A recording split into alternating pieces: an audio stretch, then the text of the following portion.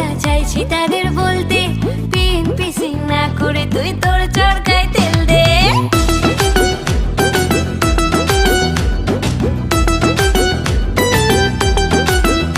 হ্যাঁ আমায় দেখে জ্বলছে যারা চাইছি তাদের বলতে বিএনপি সিং না করে তুই তোর চরকায় তেল দে।